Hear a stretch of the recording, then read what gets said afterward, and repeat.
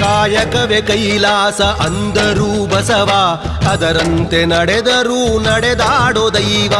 ಕಾಯಕವೇ ಕೈಲಾಸ ಅಂದರೂ ಬಸವ, ಅದರಂತೆ ನಡೆದರೂ ನಡೆದಾಡೋ ದೈವ.